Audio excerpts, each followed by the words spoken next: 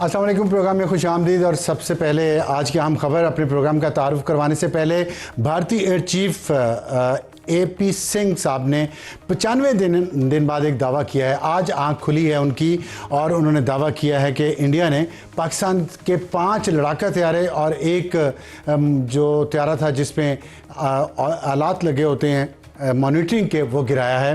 اور اس کے بعد پوری دنیا میں ایک بحث چڑھ گئی ہے کہ اتنے دنوں بعد کیوں انہوں نے یہ بات کی ہے۔ پاکستان کے وزیر خارجہ خواجہ آصف نے بھی بیان دیا ہے، اور انہوں نے ساتھ آفر کیا انڈیا کو، اسی طرح جس طرح پاکستان کے وزیر اعظم شہباز شریف نے پہلگام کے بعد آفر کی تھی کہ دنیا سے کسی سے بھی تحقیقات کروا لیں۔ خواجہ آصف نے بھی کہا، پاکستان کے ڈیفنس منسٹر نے، کہ ہم دونوں ممالک اپنی انوینٹوری کھول دیتے ہیں پوری دنیا کے لیے، یعنی کہ ہم یہ دنیا کو انوائٹ کرتے ہیں کہ آئیں، ہمارے طیارے گنے، پہلے ہمارے پاس کتنے تھے، اس جنگ کے بعد کتنے ہیں، پتہ چل جائے گا کس کے کتنے طیارے گرے۔ اور افسوس ہوتا ہے اس بات پہ کہ انڈیا کی جو سیاسی قیادت ہے وہ اپنی فوج کو اس طرح جھوٹ بولنے کے لیے استعمال کر رہی ہے۔ پہلے ان کو اپنی سیاست کے لیے ایک جنگ میں دھکیلا جس میں انہیں شکست ہوئی، پھر شکست قبول نہیں کی، اور اب آپ یہ باتیں کریں۔ اور میں آپ کو یہاں پہ کچھ چیزیں بتاتا چلوں کہ یہ صرف پاکستان کا دعویٰ نہیں ہے کہ پاکستان نے ان کے 5 طیارے گرائے تھے، نمبر بھی وہی رکھا۔ آپ جھوٹ بولیں تو 3 کر لیں، 4 کر لیں، 10 کر لیں، وہی نمبر آپ بھی دے رہے ہیں جو ہم دے رہے ہیں، اور اس کا ہمارے پاس تو ثبوت تھے، اور نہ صرف ہمارے پاس ثبوت تھے بلکہ دنیا کی جو انٹیلیجنس ایجنسیز تھی، جو سیٹلائٹ تھے، انہوں نے یہ انفارمیشن پرووائڈ کی، اور دنیا کی سنگل سپر پاور کے جو صدر ٹرمپ ہیں ان کو ان کی اپنی انٹیلیجنس نیٹ ورک نے یہ معلومات فراہم کی کہ کس کے کتنے طیارے کہاں پہ گرے ہیں۔ تو انہوں نے 10 دفعہ اس کا ذکر کیا ہے کہ 5 طیارے گرائے، اور اب 36ویں مرتبہ کل رات انہوں نے پھر آذربائیجان اور آرمینین کے صدور کے درمیان امن مذاکرات کرواتے ہوئے اس بات کا ذکر کیا کہ میں نے جنگ بندی کروائی۔ تو میں آپ کو کچھ اس میں ایک حقائق بتانا چاہتا ہوں کہ جھوٹ جو ہے اس کے پاؤں نہیں ہوتے۔ تو سردار جی، ست سری اکال اور نمستے آپ کے جو سنگی ہیں ان کو بھی میں یہ صرف بتانا چاہتا ہوں آپ کو کہ مئی 6 اور 7 کی درمیانی رات یہ جنگ ہوئی۔ اس وقت چینگڈو ایئر کرافٹ کارپوریشن جو J-10C بناتی ہے، اس کے شیئرز کی پرائس تھی 59.23 یوان، اور مئی 8 کو اس کے شیئرز کی پرائس ہوگی 83.02، مطلب یہ اضافہ 23 یوان کا ہوا ایک دن میں، اور جو پھر مئی 12 کو 95 یوان تک اس کی قیمت پہنچ گئی جو J-10C بتاتی ہے۔ یہ ہیں وہ فیکٹس انڈینائبل، آپ سیٹلائٹ پہ نہیں جاتے، آپ مارکیٹ دیکھیں۔ اب آپ دوسری طرف آ جائیں، فرینچ ڈسالٹ ایویشن جو رافیل بناتی ہے، اس کے شیئرز کی جو قیمت تھی وہ $373 پر شیئر تھی مئی 6 کو، اور 2 دن بعد اس کی ایک دن میں اس کی قیمت $11 گری، 362 ہو گئی، اور آج اس وقت جب میں آپ سے بات کر رہا ہوں تو ان کے شیئر کی قیمت $312 پہ آ چکی ہے۔ رافیل جو ڈسالٹ فرانس کی ایویشن ہے، $61 ڈراپ ہوا ہے ان کا شیئر۔ سردار جی، اے پی سنگھ صاحب، یاد رکھیں یہ ہے ثبوت۔ اور ایک سوال صرف اس کا جواب پورا انڈیا دے دے کہ آپ کی اتنی طاقت تھی، آپ نے اتنے طیارے گرا دیے، تو آپ نے جنگ بندی کیوں کی؟ کیونکہ جنگ بندی کوئی کر سکتا ہے اتنی، اگر اس نے ایسکلیشن یہاں تک لے گیا ہو، اتنی سپیریورٹی ہو؟ سوچئے گا، انڈینز کو بھی سوچنا چاہیے، اور جھوٹ بولتے ہوئے سوچنا چاہیے کہ پاؤں نہیں ہوتے۔ ہمارے آج کے پروگرام کا تعارف، ٹاپ سٹوری ہوگی، کرپشن سکینڈلز آ رہے ہیں، کیا ہائیبریڈ نظام کامیاب ہے یا ناکام ہے؟ سینیٹر عرفان صدیقی صاحب رہنما ہیں مسلم لیگ نون کے، ان سے بات کریں گے اس ایشو پہ اور بہت سارے دوسرے ایشوز پہ۔ ہاٹ ایشو ہوگا قبائلی علاقوں میں آپریشن ناگزیر، باجوڑ، بنو، وزیرستان اور یوب میں جو کچھ ہوا ہے پچھلے کچھ دنوں میں آپ سے تفصیلات شیئر کریں گے، اور آپریشن وہاں ضروری ہے یا نہیں۔ احسان اللہ ٹیپو، ڈائریکٹر خراسان ڈائری کے، ہمارے ساتھ ہوں گے، اور آج کا ایڈیٹوریل ہوگا غیر قانونی ہاؤسنگ سوسائٹی، صرف اسلام آباد پنڈی کا آپ کو ذکر کریں گے، بتائیں گے کہ یہاں پہ لوگ کتنے اجڑ گئے، لاکھوں اجڑ گئے، اور اتھارٹیز وہ یہاں بھنگ بھی بہت ہوتی ہے اس علاقے میں، وہ بھنگ پی کے سو رہے ہیں۔ تو شروع کرتے ہیں آج کی top story. Senator Irfan Siddiqui صاحب، السلام علیکم اینڈ خوش آمدید۔ جی وعلیکم السلام افسار صاحب۔ ایک تو اگر آپ نے کچھ اس پہ تبصرہ کرنا ہو جو ایئر چیف مارشل اے پی سنگھ صاحب نے آج فرمایا ہے، تو آپ اس پہ پہلے بات کر لیں، ورنہ میں اپنے کوشچن جو ہیں جو ہمارا ٹاپک ہے اس پہ چلتے ہیں۔ افسار صاحب، آپ نے بڑی تفصیل سے بات کر لی، اب کیا تبصرہ کیا جائے؟ ایک جھوٹ ہوتا ہے کہ چلیں اس پہ سوچا جاتا ہے، غور کیا جاتا ہے کہ شاید کوئی سچائی کا ہلکا پھلکا ذرہ ہو اس میں، کوئی سبسٹنس ہو اس میں. اگر دو ممالک کی جنگ ہوتی ہے، 4 دن وہ جنگ رہتی ہے، ایک ملک یہ دعویٰ کرتا ہے کہ ہم نے دوسرے ملک کے 5 طیارے گرا لیے، دوسرا ملک خاموش رہتا ہے یا تعویلیں کرتا ہے جی کہ پہلے یہ نقص تھا پھر ہم نے دور کر لیا، پھر خاموش ہو جاتا ہے، چپ ہو جاتا ہے. ابھی مودی صاحب پارلیمنٹ سے خطاب کرتے ہیں بڑا دھواں دار 1 گھنٹہ 50 منٹ کا، اس میں بھی نہیں کہتے کہ ہم نے 5 طیارے گرائے تھے. یک 95 ڈیز کے بعد اگر کوئی کہتا ہے جی کہ ہم نے 5 طیارے گرائے تھے، تو ہو سکتا ہے وہ جو ان کے اپنے طیاروں کا ملبہ پڑا ہے وہ سمجھتے ہوں کہ یہ پاکستانی طیارے ہیں، اور تو کوئی وجہ مجھے نظر نہیں آتی. دیکھیں جھوٹ جو ہوتا ہے نا، وہ ایک دانشور کا قول ہے کہ جھوٹ بانجھ نہیں رہتا، جھوٹ بچے دیتا ہے اور دیتا ہی چلا جاتا ہے. پہلا جھوٹ پہلگام سے شروع ہوا اور وہ جھوٹ کا سلسلہ چلتا چلا آ رہا ہے. اور آپ یقین جانیے کہ یہ جو دعویٰ انہوں نے کیا ہے بے سروپا، بغیر کسی دلیل، بغیر کسی ثبوت کے، یہ اتنا مذاق خیز ہے کہ دنیا میں اس کا تمسخر اڑے گا. اور وہ جو جنگ ہنسائی اور رسوائی ان کی آلریڈی ہو چکی ہے 4 روزہ جنگ کے بعد، اس میں مزید کئی گنا اضافہ ہو جانا ہے. تو پتہ نہیں یہ لوگ کہاں جا رہے ہیں اور کس دنیا میں رہتے ہیں، اور کیا سمجھتے ہیں کہ کیا ساری دنیا کی آنکھیں، ساری دنیا کے کان، ساری دنیا کی سوچ بانجھ ہو چکی ہے اور ہم جو کچھ کہیں گے تسلیم کر لیں گے. چلیں آپ کہہ دیں ہمارے طیاروں کے، جب ہم نے کہا 5 گرے، آپ اگلے دن کہہ دیں جی ہم نے 6 گرائے. چلیں کوئی شکوک شاید پیدا ہو جائیں. 95 ڈیز آپ کہاں تھے؟ یہ کوئی چڑیاں گرائی تھیں آپ نے جن کو آپ تلاش کر رہے تھے؟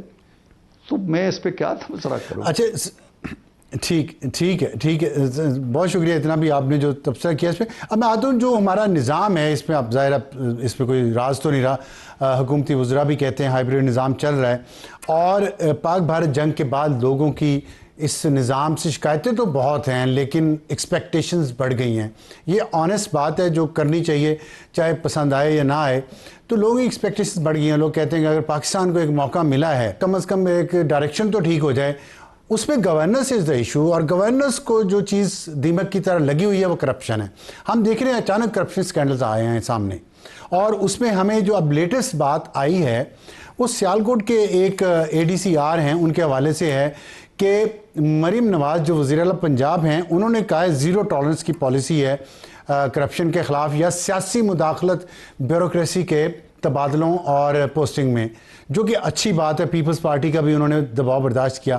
کیا اب مسلم لیگ نون کے اندر اس پہ اختلافات ہیں جو خواجہ آصف کے حوالے سے خبریں آ رہی ہیں کہ وہ ان کا حلقہ ہے اور ان کو اس پہ کوئی تحفظات ہیں، اسی لیے کل ان کی پاکستان مسلم لیگ نون کے قائد میاں نواز شریف صاحب سے ملاقات بھی ہوئی ہے رائیونڈ میں؟ دیکھیے ابصار صاحب، معاملہ یہ ہے کہ اس ایک خبر کے ساتھ اب بہت سے تجزیے بھی جڑ گئے ہیں، بہت سی خبریں بھی جڑ گئی ہیں، بہت سی قیاس آرائیاں بھی جڑ گئی ہیں.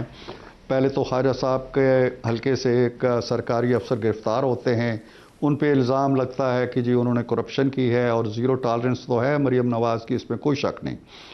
ان کی گرفتاری کے بعد پھر ایک ٹویٹ آتا ہے جائیدادیں لی گئی ہیں ہماری بیوروکریسی کی طرف سے.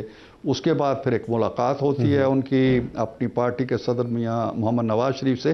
تو یہ ساری کڑیاں ملا کے اس میں سے کوئی خبر یا کوئی سازش یا کوئی کنسپائریسی تلاش کرنے کی کوشش کی جاتی ہے.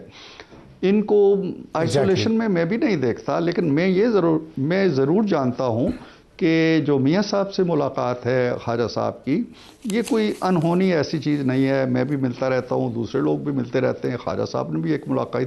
یہ ملاقاتیں بھی عین وقت پہ طے نہیں ہوتی، 2-4 دن پہلے سے طے ہوتی ہیں. تو یہ ملاقات بھی یقیناً پہلے سے طے ہوگی، میرا خیال ہے، میرا گمان ہے. دوسری بات یہ ہے کہ میں نہیں سمجھتا ہوں کہ خواجہ صاحب اگر ایک کرپشن کا کیس ہے اور الزام لگا ہے کسی اہلکار پر اور اس کے خلاف ایک کارروائی کی گئی ہے، تو میں نہیں سمجھتا ہوں کہ خواجہ صاحب اس کے دفاع کے لیے جائیں گے یا کوئی شکایت لے کے جائیں گے یا یہ کہیں گے جی کہ مجھ سے پوچھا نہیں گیا. وہ پرانے کونا مشق ماشاءاللہ سیاستدان ہیں، پارلیمنٹیرین ہیں، ان چیزوں کو سمجھتے ہیں.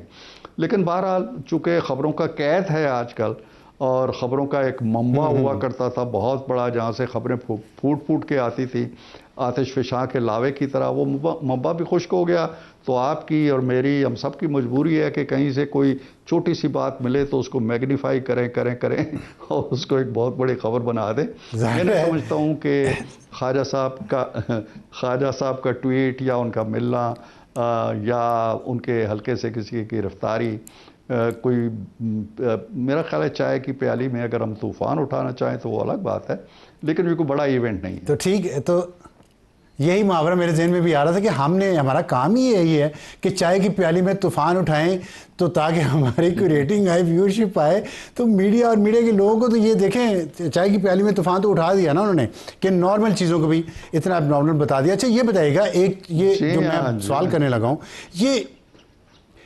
یہ نارمل نہیں ہے، میں اور اس کی کچھ سگنیفیکنس ہے جو میں چاہتا ہوں کہ آپ لوگوں سے شیئر کریں، کہ ایران کے صدر مسعود پزشکیان پاکستان تشریف لائے اور لاہور میں انہوں نے لینڈ کیا، وہاں انہوں نے علامہ اقبال کے مزار پر حاضری دینی تھی، چیف منسٹر مریم نواز پنجاب کی وہ ان کا استقبال کرنے گئے، تو حیرانگی لوگوں کو یہ ہوئی، خوشگوار حیرت کہہ لیں آپ، کہ پاکستان کے 3 دفعہ کے سابق وزیر اعظم نواز شریف وہ ایئرپورٹ پہ گئے ان کو ریسیو کرنے۔ اس کے پیچھے کیا سگنیفیکنس ہے، ذرا کچھ شیئر کریں گے، کیونکہ اس پہ بھی باتیں تو بہت ہو رہی ہیں۔ ہاں، اس پہ بھی بنیادی چیز وہی ہے کہ خبروں کا قید ہے، اور اس میں سے بھی ہم خبر نکالنے کی کوشش کر رہے ہیں۔ معاملہ صرف اتنا ہی ہے کہ ایرانی صدر جو ہے، بلکہ پورا ایران اور اس کی قیادت جو ہے، خاص طور پہ اسلامی انقلاب سے تعلق رکھنے والی جو قیادت ہے، وہ علامہ اقبال کی سوچ، ان کے افکار، ان کے نظریات، ان کی شاعری سے بڑی گہری قربت رکھتی ہے اور اس سے انسپائریشن لیتی ہے۔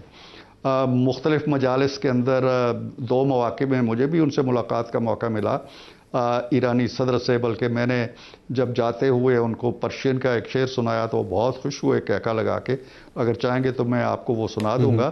تو ایک تو یہ ہے کہ وہ علامہ اقبال کی علامہ کی قربت عقیدت کی وجہ سے وہاں آئے۔ اب میں یہ نہیں کہہ سکتا ہوں کہ کسی طرف سے، یعنی کسی طرف جب میں کہتا ہوں تو ہو سکتا ہے ایرانی صدر کی طرف سے، ایرانی پروٹوکول کی طرف سے یہ آیا ہو کہ جی وہ ملنا چاہتے ہیں میاں صاحب سے بھی، یا میاں صاحب نے از خود مناسب سمجھا ہو، یا جہاں کے پروٹوکول نے چاہا ہو کہ جی چونکہ وہ لاہور میں لینڈ ہو رہے ہیں، لاہور میں آپ موجود ہیں، تو آپ بھی وزیر اعلیٰ کے ساتھ چلے جائیں۔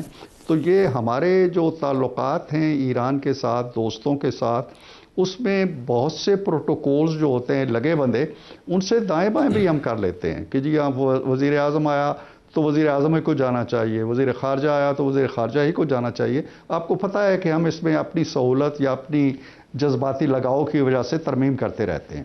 تو اس میں کوئی ایسی بات نہیں ہے کہ کوئی بہت بڑی ایک یکجہتی تھی۔ ہم بھی ایک جنگ کے بعد سرخرو ہوئے ہیں، ایک جنگ ایران پہ بھی مسلط کی گئی اسرائیل کی طرف سے، اور ہم نے اور انہوں نے ایک ہی جیسے جذبات کا اظہار کیا۔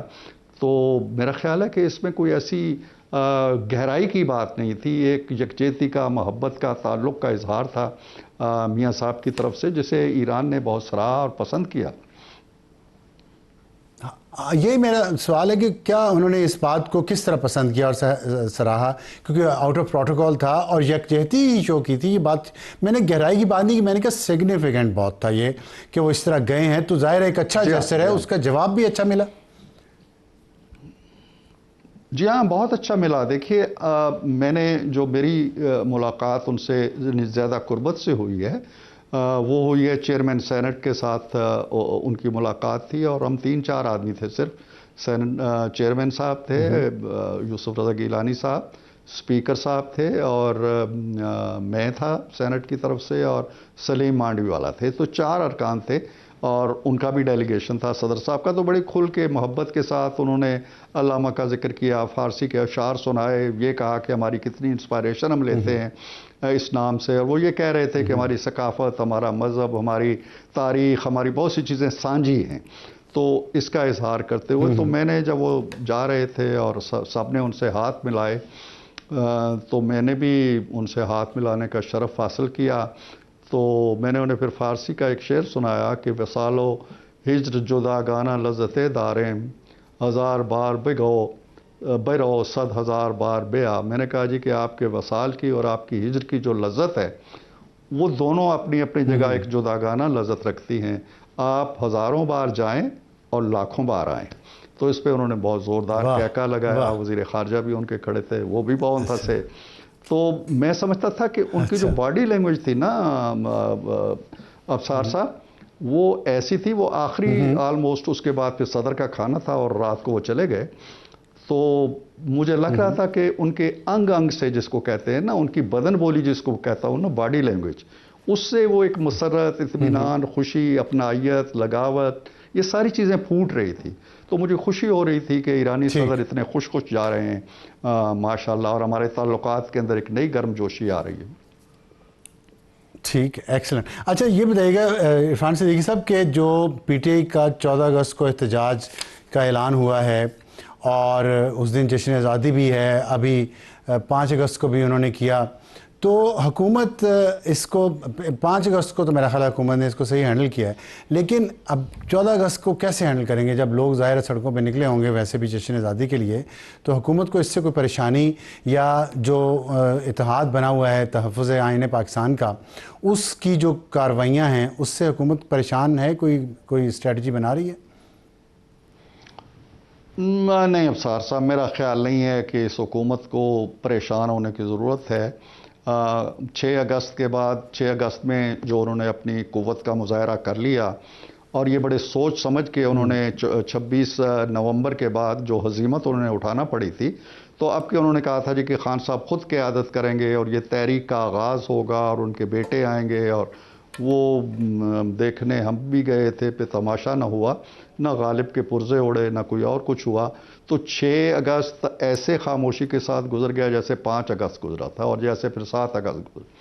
تو میرا خیال نہیں ہے. اب یہ کوشش یہ کریں گے کہ 6 اگست کے جو اجتماعات ہیں, 6 اگست کے جو عوام نکلیں گے, بچے نکلیں گے, فیملیز نکلیں گی, خواتین نکلیں گی سڑکوں پہ, موٹر سائیکلوں پہ لوگ آئیں گے, تو اس ہجوم کو کیش کیا جائے اور کہا جائے جی کہ یہ دیکھیں یہ لوگ ہمارے لیے نکلے ہیں یا ہمارے. تو یہ لوگ اتنے میں سمجھتا ہوں کہ اگر جس طرح مودی صاحب اب فریب دے رہے ہیں کہ 5 طیارے گرے تھے, اب 14 اگست کی گہما گہمی کو اور اس کی ہلچل کو اور لوگوں کے جو خروش کو اگر یہ اپنے احتجاج کی شکل دینے کی کوشش کر رہے ہیں یا کرنا چاہتے ہیں, تو یہ ان کی سادگی ہے. ایک بات انہیں پلے باندھ لینی چاہیے, سمجھ لینی چاہیے اب تک, وہ یہ ہے, میں ان کے ووٹ بینک کی بحث میں اس وقت نہیں پڑتا, لیکن میں یہ بات بالکل ڈنکے کی چوٹ کہہ سکتا ہوں کہ ان کے لیے کوئی باہر نکلنے کے لیے تیار نہیں ہے.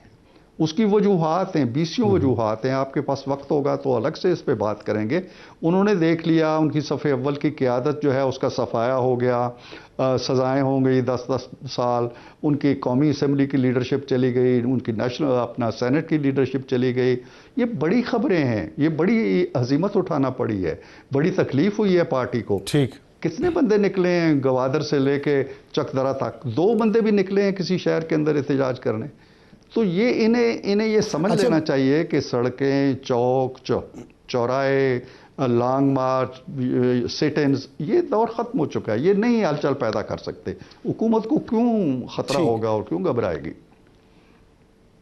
تو اس میں یہ بتائیے گا کہ چلیں اپیرنٹلی جو آپ بات کر رہے ہیں اس کے مطابق لگتا ہے حکومت اس وقت مضبوط ہے, اور اپوزیشن پی ٹی آئی جو ہے وہ اس قابل نہیں ہے کہ کوئی بہت زیادہ احتجاج افیکٹو قسم کا کر سکے. تو اس صورتحال میں کیا حکومت سمجھتی ہے کہ اسے پی ٹی آئی کے ساتھ ابھی بھی کوئی بات چیت کرنی چاہیے, اسے مین فولڈ میں لانا چاہیے, تاکہ ایک جو سیاسی عدم استحکام کا تاثر ملتا ہے کچھ عرصے بعد, کچھ دنوں بعد, اس میں کمی آئے اور معیشت بہتر ہو؟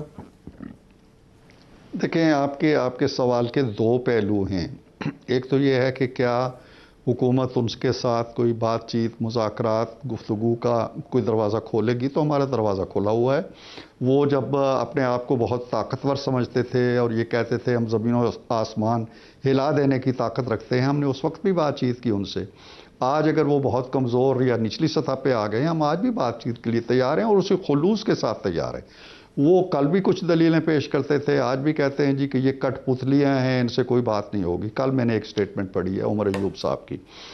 تو جب تک ان کی سوچ کے اندر تبدیلی نہیں آتی یا وہ اپنے لیڈر کی سوچ کے اندر کوئی تبدیلی لانے کی صلاحیت نہیں رکھتے, اس وقت تک بات چیت شروع نہیں ہو سکتی. دوسری جو بات آپ کہتے ہیں سیاسی بحران کی, تاثر، آپ نے ٹھیک کہا کہ سیاسی بحران کا تاثر دینے کی کوشش کی جاتی ہے.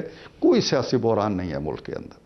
اگر ایک شخص کا جیل میں ہونا کوئی بحران ہے تو کیا سڑکیں کھلی ہوئی نہیں ہیں، عدالتیں کھلی نہیں ہیں، کچہریاں نہیں کھلی ہوئی ہیں، ہمارے دفاتر نہیں چل رہے ہیں، ہمارے کاروبار زندگی نہیں چل رہا ہے، باہر کے ممالک کی ڈگنیٹریز نہیں آ رہے ہیں، ہم باہر نہیں جا رہے ہیں، دنیا ہمارے ساتھ معاملات نہیں کر رہی ہے، پارلیمنٹ نہیں چل رہی ہے، کون سی چیز رکی ہوئی ہے؟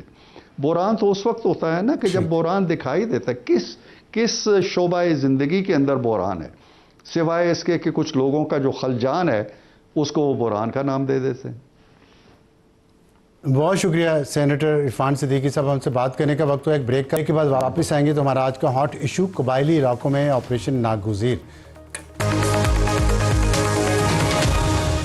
پروگرام میں دوبارہ خوش آمدید. وقت ہمارے آج کے ہاٹ ایشو کا جو یہ ہے کہ قبائلی علاقوں میں آپریشن ناگزیر ہوا ہے یا نہیں.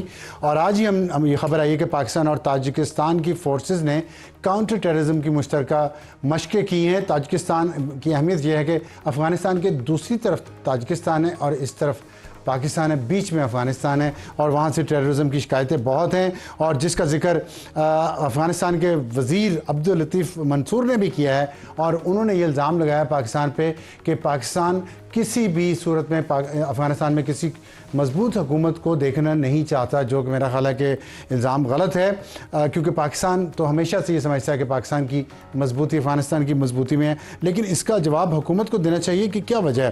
اور دوسری بات یہ ہے کہ جو باجوڑ میں مذاکرات چل رہے تھے وہ اچانک ختم ہو گئے ہیں اور وہاں پہ بھی کشیدگی دوبارہ شروع ہو گئی ہے. اور ہم نے دیکھا کہ سمبازا جو بلوچستان کا ایک قصبہ ہے، اس علاقے میں پچھلے 2-3 دن سے جو آپریشن ہو رہا ہے، پہلے دن اس میں 33 دہشت گردوں کو ہلاک کیا گیا اور پھر آج جو رات گزری ہے اس میں مزید 14 دہشت گردوں کو ہلاک کیا گیا، جن کے ڈانڈے بھارتی جنتا سے ملتے ہیں اور ٹوٹل تعداد ہوگی 47. یہ بہت بڑی تعداد ہے. اور ایک اس پہ ہم بات کریں گے سانورا ٹیپو جو ڈائریکٹر ہیں خراسان ڈائری کے، اور ہمیشہ یہ کہتے رہے میرے کان میں، پتہ نہیں کیمرے کے سامنے کہا کہ نہیں کہا، کہ آپریشن ضروری ہے، اتنی زیادہ تعداد میں دہشت گردوں کی پاکستان میں آ چکی ہے. تو احسان یہ بتائے گا کہ یہ بات آپ ہمیشہ یہ کہتے رہیں کہ یہ سیریسلی کوئی حکومت کو کرنا پڑے گا. آپ کے خیال میں حکومت اب سیریس ہو گئی ہے کہ یہ بھی فلپ فلاپی ہے کہ اب کبھی مذاکرات تو کبھی آپریشن، جو کہ وہاں کے عوام کی بھی شکایت ہے؟ نہیں، مجھے نہیں لگ رہا ہے کہ ابھی تک بھی گورنمنٹ جو ہے وہ یعنی سیریس نہیں ہے اس معاملے کے حوالے سے، اور ابھی تک کنفیوژن بھی ہے. جو سب سے بڑا مسئلہ آ رہا ہے بار بار کہ کلیئرٹی نہیں ہے اور کنفیوژن ہے، جس کی وجہ سے جس کو ایکسپلائٹ کر رہے ہیں جتنے بھی ملیٹنٹ گروپس ہیں، چاہے وہ بلوچستان سائڈ پہ ہو، چاہے وہ خیبر پختونخوا میں ہو، پاکستانی طالبان کی جو مختلف دھڑے ہیں. اور وہ چیز ہم نے ریسنٹلی دیکھی باجوڑ میں بھی کہ صبح جب ہم اٹھتے ہیں تو ڈی سی کی طرف سے ایک نوٹیفیکیشن کہ 3 دن کے لیے یہاں پہ کرفیو، اور انہوں نے کوئی آپریشن کا نام بھی دیا سربکف کے نام سے کہ وہ ہم لانچ کرنے جا رہے ہیں، کیونکہ یہاں پہ کافی پریزنس ہو گئی پاکستانی طالبان. لیکن پھر ہم نے دیکھا کہ پھر مذاکراتی سلسلہ شروع ہو گیا، اور شروع سے یعنی اسی دن سے یعنی میں جو پرسن میری تھی اوپینین کہ یہ کامیاب یہ چیزیں نہیں ہو سکتی، کیونکہ ٹی ٹی پی کے لوگوں سے بھی بات ہوئی، وہ کہہ رہے ہیں کہ آج باجوڑ کا جرگہ آیا اور ہم سے ڈیمانڈ کر رہے ہیں کہ آپ لوگ یہاں سے نکلو، تو کل ہو سکتے ہیں وزیرستان کا جرگہ آئے وہ بھی ہم سے یہ ڈیمانڈ کر لیں، لکی مروت بنو کے بھی، تو ہم تو یہاں پہ لڑنے کے لیے آئے، ہم تو نکلنے کے لیے نہیں آئے.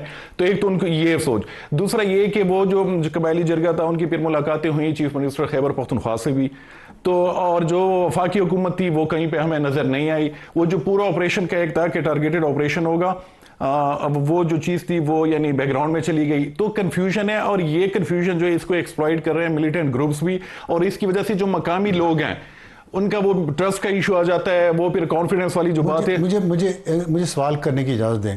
ایک تو مجھے یہ بتائیں کہ جو کنفیوژن کی آپ نے بات کی ہے، تو اگر آپریشن شروع کیا حکومت نے اور وہ رک گئی اس وجہ سے کہ قبائلی اور مقامی جو کہہ رہے ہیں ہمارا نقصان ہوگا آپ آپریشن نہ کریں، give peace a chance, give talks a chance, right, یہ ہوا، تو یہ تو پھر لوگوں کے کہنے پہ اس کے مطابق حکومت نے یا سیکورٹی فورسز نے پالیسی بدلی.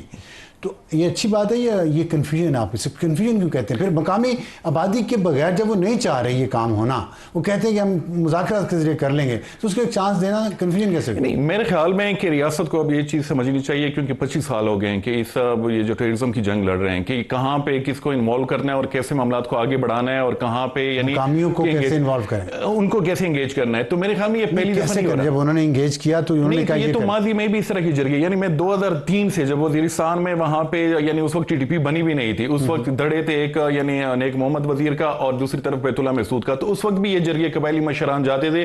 تو اس وقت سے مسلسل یہ جرگے ہو رہے ہیں اور یہ ناکام ہوتے جا رہے ہیں. پھر جنرل فیض آپ کو یاد ہوگا کہ 2.5 سال تک انہوں نے پورا ایک پروسیس چلایا اور اس کو انیشیٹ انہوں نے کیا جو قبائلی جرگے. یہ آپ حکومت کو کہہ رہے ہیں نا. جی جی میں سمجھ گیا ہوں بات کو. میں کہہ رہا ہوں یہ بات عوام کو کیوں نہیں سمجھ آ رہی, وہاں کے عوام کو. مزدور پشتین کی ساری جو تحریک تھی اس بات پہ تھی نا کہ ان طالبان کے خلاف ایکشن کیا, ان کو نکالا جائے یہاں سے, دہشت گردی ختم کی جائے. تو اب بات چیت سے وہ نہیں جا رہے, لڑائی تو کرنی پڑے گی. نہیں, لڑائی تو کرنی پڑے گی, اس میں تو بالکل کنفیوژن. تو یہ بات مقامی سیاستدانوں کو, مجھے بھی اطلاعات ہیں کچھ, وہ ان کو کیوں نہیں یہ بات سمجھ آ رہی, وہ ایکسپلائٹ کیوں کریں اس پوزیشن کو کمپلیکیٹ کرنے میں. نہیں, وہ تو میرے خیال میں اپنی سیاست کے لیے. اچھا, یہ ایشو جو ہے پولیٹیسائز بھی ہو رہا ہے اور یہ سب کی طرف سے ہو رہا ہے. یہ جو گورنمنٹ میں پارٹیز ہیں, چاہے وہ خیبر پختونخوا فیڈرل گورنمنٹ اور جو اپوزیشن میں ہے, کہ وہ بھی اس ایشو کو پولیٹیسائز کر رہے ہیں. وہ لوکل جو ایک وہاں پہ مومنٹم بنا ہوا ہے, جو لوگوں کی ایک سپورٹ ہے ان کو کیش کرنے کے چکر میں. لیکن نقصان کس کا ہو رہا ہے الٹیمیٹلی, وہ جو عوام ہے ان کا ہو رہا ہے. لیکن یہاں پہ دوبارہ بھی ریاست عوام کو بات کون سمجھائے. نہیں, عوام کو تو یہ جو عوامی نمائندے ہیں, یہ جو حکومت ہے, تو عوامی نمائندے ہی تو وجہ ہے. تو وہی تو وہ تو پھر اس میں عوام کی غلطی نہیں. یعنی ریاست میڈیا کو, میرا مطلب ہے کہ میڈیا کو یہ پکچر پیش نہیں کرنی چاہیے, کوشچن نہیں کرنا چاہیے ان عوامی نمائندوں کو کہ آپ جو اپنی سیاست کے لیے کر رہے ہیں اسے عام عوام سفر کر رہی ہے. نہیں, بالکل کاروبار تباہ ہو گئے, جانیں ان کی محفوظ نہیں ہے, بالکل امن نہیں ہے, تو خوشحالی کہاں سے آئے گی. بالکل امن جو یعنی یہ TTP اگر وہاں پہ ہوگی اور یہ یعنی تو تب تک امن وہاں پہ نہیں آ سکتا. وہ دونوں طرف سے یہ جڑ پہ ہوں گی اور اس میں جو لاس ہوگا وہ سیویلین کا ہوگا. تو یہ جو عوامی نمائندے, چاہے ان کی حکومتیں ہوں چاہے وہ فیڈرل گورنمنٹ ہو, کہ ان کو ایک میکنزم بنانا چاہیے. تو عوام جو ہے وہ بالکل, وہ پچھلی دفعہ بھی آپ کے شو میں کہا تھا کہ وہ بیچ میں وہ سٹکس ہیں, یعنی سینڈوچ بنے ہوئے ہیں. ایک طرف ملیٹنٹس ہیں, دوسری طرف ریاست یا جو پولیٹیکل پارٹیز ہیں ان کے بیچ میں. تو اس لیے یہ جرگہ جو تھا ان کا, یعنی وہ جو انٹینشن تھا وہ تو بڑا صحیح تھا کہ ہم وہاں پہ جائے تاکہ لوگوں کا نقصان ہو. انہوں نے ایفرٹس بھی کی. تو اب ایفرٹ کر لی, 7 مذاکرات کے راؤنڈ ہوئے, تو کیا اب جرگے کا فرض نہیں ہے کہ انہوں نے اتمام حجت کر لی, تو اب وہ ساتھ دیں حکومت کا ان کے خلاف, دہشت گردوں کے خلاف. جرگہ تو تب ساتھ کے صوبائی حکومت کچھ اور کہہ رہی ہے. صوبائی حکومت نے خود کئی موقعوں پہ کہا ہے کہ ہم جرگوں کے ذریعے اس معاملے کو ہم ختم کرنا چاہتے ہیں. تو وہ نہیں کر سکتے. جرگوں کے 3 آپشن ہے نا, کہ ہتھیار ڈال دیں اور جو غیر ملکی واپس چلے جائیں, اور یا پھر باہر نکل کے لڑ لیں, یا پھر عوام جو ہے وہ وہاں سے نکل جائے. یہ تینوں کے لیے یعنی جو TTP کے ذرائع ہیں وہ تینوں کہہ رہے ہیں وہ اس پہ ایگری نہیں ہو رہے, بلکہ وہ تو الگ ڈیمانڈ کر رہی ہے نا. TTP, میرا مطلب یہ کہ TTP اور حکومت, صوبائی حکومت کا ایک موقف کیوں ہے. نہیں, TTP وہ میں نہیں سمجھتا کہ ایک موقف ہے. لیکن آپ کہہ رہے ہیں TTP کی نہیں جا رہی بھائی. صوبائی حکومت جو ہے وہ میرے خیال میں انفلوئنسڈ ہے, جو وہاں پہ ایک پبلک پرسیپشن بنا ہوا ہے کہ یہ آپریشن ہو رہا ہے اور آپریشن کے نتیجے میں ہمیں نقصان پہنچے گا اور یہ لوگ دوبارہ وہیں پہ ہوں گے. کیونکہ ماضی, یہ جو ہمارے ماضی کا ایک بیگیج جو ہے, ہم اسی کی پرائس یہ ریاست ادا کر رہی ہے. یعنی پچھلے ہم نے تقریباً 12 ملٹری آپریشنز کیے, اس میں لوگ اتنے سفر ہوئے ہیں, ڈسپلیسمنٹ ہوئی ہے. اس کی وجہ سے جو لوگ ہیں ان کے ذہن میں ایک ٹراما ہے جب بھی آپریشن کا نام ہو, لیکن اسٹیٹ کی طرف سے ان کو چیزیں کنوینس کر. وہ میں سمجھ رہا ہوں. جی جی, میں یہ کہہ رہا ہوں, میں اسٹیٹ کا وکیل نہیں بننا چاہتا, مجھے میرا دل نہیں ہے, لیکن میں صرف یہ کہہ رہا ہوں کہ ایک مسئلہ ہے, اس کے حل ہیں 2-3, ان میں سے TTP کسی پہ نہیں آ رہی. مقامیوں نے درمیان میں بات چیت کی ہے, تو پھر مقامی لوگ کیا اتنے لاجیکل ہی نہیں ہے کہ وہ کہیں کہ ہاں یہ بات تو غلط کر رہے ہیں TTP پر, یہ غلط صحیح. ہمارا مذہب, پختون ولی, ان سب چیزوں پہ اگر ہم جائیں تو صحیح غلط کی بات, حق اور باطل کی بات تو ہے نا. تو جب ایک بات ہو رہی کہ آئیں پرامن طریقے سے رہیں, وہ کہتے نہیں رہتے, آپ مقامیت ثابت کریں. آپ نے کہا کہ وہ کہتے ہیں ہم تو لڑنے کے لیے آئے ہیں یہاں پہ, لیکن ابھی مذاکرات میں تو وہ کہہ رہے تھے ہم مقامی لوگ ہیں, ہم یہاں واپس زندگی گزارنے ہیں. ان کا یہی موقف تھا. وہ تو یہ کہ وہ جو مقامی جرگہ تھا وہ مقامی سطح پہ معمون جو ہے وہ ایک تو چھوٹا سا تحصیل ہے, افغانستان کے ساتھ ان کے بارڈرز ہیں, تو وہاں پہ ایک ایفرٹ ہو رہی تھی. لیکن ریاست جو ہے, پوری ریاست کی کنفیوژن کی پوری سیریز ہے. یہ جو وہ جو پچھلا نقصان بہت انہوں نے کہا کہ ہم کبھی بات نہیں کریں گے ڈائریکٹلی TTP کے ساتھ, ہم بات کریں گے تو افغان طالبان حکومت کے ساتھ کریں گے. لیکن ابھی اب دوبارہ ہم نے دیکھا کہ TTP کے ساتھ وہ ہو رہے ہیں, اور یہ صرف باجوڑ میں نہیں ہوا, یہ تیرہ میں بھی ہوا ہے کہ وہاں پہ وہ ایک انسیڈنٹ ہوا جس کے نتیجے میں جو مقامی جرگہ تھا, قبائل تھے, وہ قرآن سر پہ لے کے وہ TTP کے پاس چلے گئے, تو وہ چیز بھی ناکام ہوئی, یہ چیز بھی ناکام ہوئی. تو دوبارہ سے یعنی ہم نے دیکھا کہ یعنی جو TTP جس کے والے سے ریاست نے کہا تھا کہ ہم کوئی مذاکرات ڈائریکٹ نہیں کریں گے, لیکن ان کے ساتھ مذاکرات ہو رہے ہیں اور آپ کے اپنی سرزمین میں ہو رہے ہیں, یہ بھی نہیں کہ افغانستان میں وہ چیزیں ہو رہی ہیں.